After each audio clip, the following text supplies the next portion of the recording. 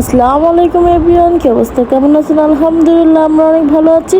আজকে আমি নিয়ে চলে আসলাম চাঁদ রাতের ব্লগ নিয়ে।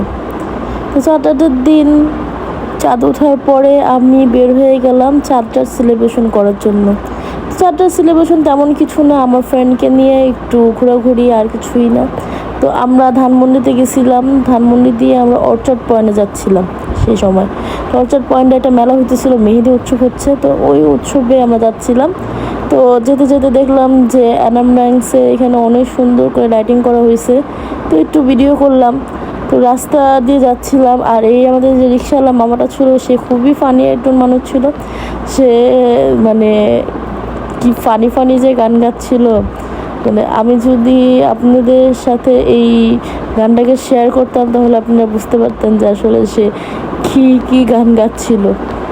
এই তো আলহামদুলিল্লাহ আমি মোটামুটি মেহেদি দিয়েছিলাম হাতে, তো সেটাই আপনাদের দেখাচ্ছিলাম যে দেখেন দেখেন কার মেহেদি কীরকম হয়েছে। তো এই তো আমরা এখন চলে আসলাম অর্চার্ড পয়েন্টে যাচ্ছি, এখন ঢোকার পরে দেখতেছি। তো এই সময় আমার খুবই পানি পিপাসা লাগছিল, তো আমি একটু পানি খুঁজতেছিলাম যে কোথায় পানি পাওয়া যায়। পরে এক বোতল পানি কেনার পরে আমি এখানে এই যে শীত দিয়ে উঠে যাচ্ছিলাম উপরে, যে মেহেদি উৎসব কোথায় হচ্ছে আমি এক্স্যাক্টলি আসলে দেখতে পাচ্ছিলাম, জানতাম না যে কোথায় আসলে মেহেদি উৎসব হচ্ছে। তো এই জন্য ভাবলাম যে আমি শীত দিয়ে উঠে দেখি যে অ্যাটলিস্ট মেহেদি উৎসবটা কোথায় হচ্ছে।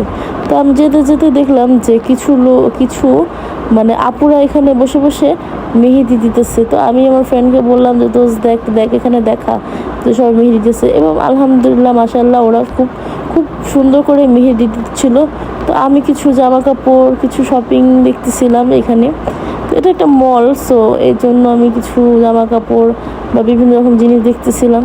তো আমি বলতেছিলাম যে হয়তো বা উপরে তো এখানে যে এই যে লাইটিংটা হইতেছে না, এই লাইটিংটা আমার কাছে মাশাআল্লাহ অনেক বেশি ভালো লাগতেছিল। তো আমার ফ্রেন্ডকে বলতেছিলাম যে এটা একটু ছোট্ট একটা ক্লিপ নিয়ে নে, যে এই লাইটিংটা খুবই মানে বাস্তবে আসলে দেখতে খুবই ভালো লাগতেছিল।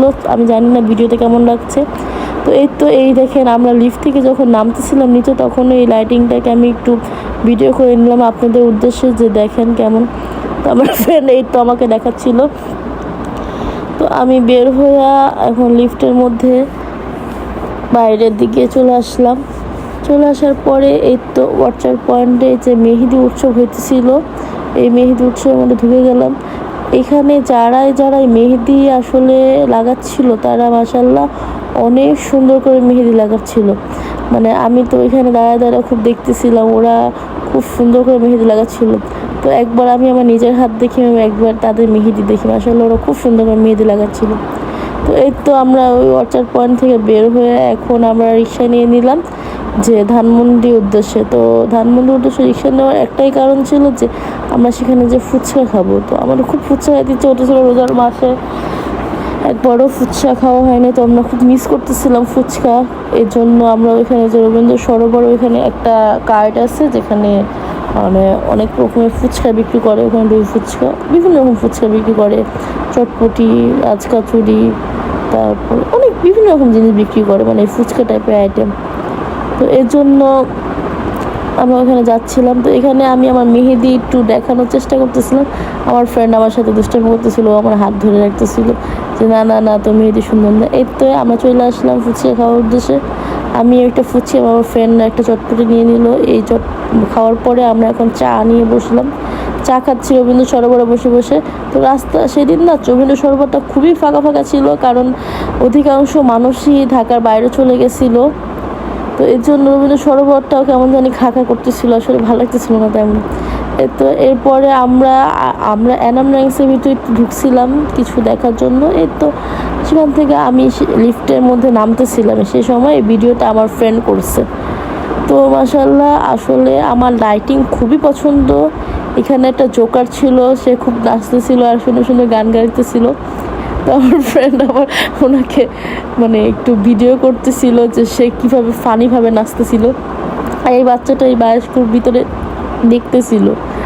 আসলে এটার মধ্যে কী আছে আল্লাহই জানে। তো আমি যতটুকু শুনছি যে ঘর বাড়ি এরকম কিছুই দেখা।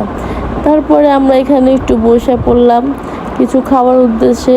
এই অ্যানাম রাইমস অপর পাশে কিছু ফুড কোর্ট আছে যেখানে বিভিন্ন রকম বার্গার, পিৎজা, বিভিন্ন রকম মানে রোড সাইড খাবার দাবার বিক্রি করে। তো ধন্যবাদ সবাইকে এই ছোট্ট একটি ভিডিওটি দেখার জন্য।